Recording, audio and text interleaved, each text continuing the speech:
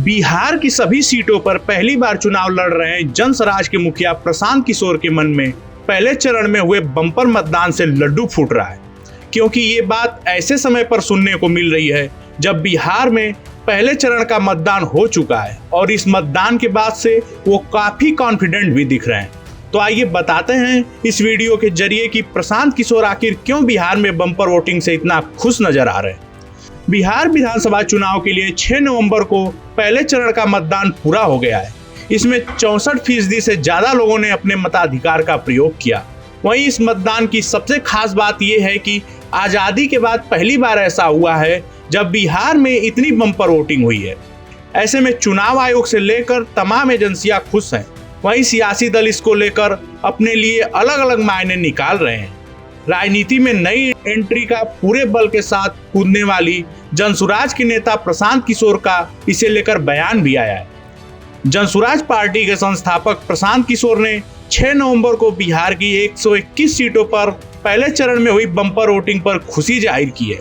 प्रशांत किशोर ने कहा कि बिहार की जनता के पास जनसुराज के तौर पर एक विकल्प मिला है, इसलिए बिहार की जनता ने इतनी बड़ी संख्या में वोटिंग की है। बिहार के गया जी में मीडिया से बातचीत के दौरान प्रशांत किशोर ने कहा कि इस चुनाव में जनसुराज की सबसे बड़ी सफलता ये है कि लोगों के पास अब एक विकल्प है। बीजेपी के डर से नीतीश कुमार को वोट देने की मजबूरी भी अब खत्म हो गई है। लोग उत्साहित हैं क्योंकि उन्हें एक नया विकल्प, एक नया रास्ता दिख रहा है, इसलिए इतनी बड़ी संख्या में मतदान हुआ है। आपको बता दें कि पीके यहीं नहीं रुके। उन्होंने आगे कहा कि इस बार का मतदान प्रतिशत आजादी के बाद से अब तक का सबसे ज्यादा है। मैं महीनों से कह रहा हूं कि बिहार में 60% से ज्यादा जनता बदलाव चाहती है।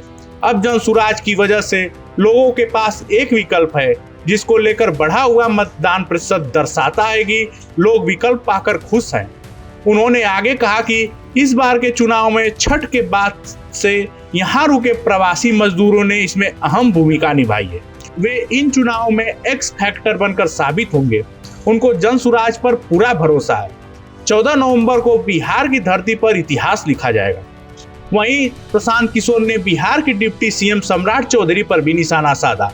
उन्होंने कहा कि सम्राट चौधरी को पहले इस बात की चिंता करनी चाहिए कि तारापुर में वे जीत रहे हैं या हार रहे हैं। उन्हें खुद पर ध्यान देना चाहिए। सम्राट चौधरी जैसे नेता कभी नीतीश कुमार को लाते हैं तो कभी राजनाथ सिंह को, क्योंकि उन्हें हार का इतना डर है कि वे एनडीए के हर बड़े नेता को बुलाकर अपने लिए सभाएं और रैलियां करवा रहे हैं। बिहार चुनाव को लेकर उन्होंने आगे कहा कि अगर एनडीए जीत के लिए सुनिश्चित है तो बड़े बड़े नेताओं की रैलियां क्यों करा रही है। उनके पास जनता के बीच कोई मुद्दा नहीं है, जनता उन्हें क्यों चुनेगी। उन्होंने कहा कि तेजस्वी यादव तो 6 महीने पहले से खुद को मुख्यमंत्री मान चुके हैं, लेकिन धरातल पर क्या चीज चल रही है उन्हें मालूम नहीं है। किस पार्टी ने कहा था कि इस चुनाव में भारी तादाद में वोटिंग होगी। इस खबर पर आपकी क्या राय है, हमें कमेंट बॉक्स में जरूर शेयर करें। ऐसे ही तमाम खबरों के लिए देखते रहिए भारत एक्सप्रेस।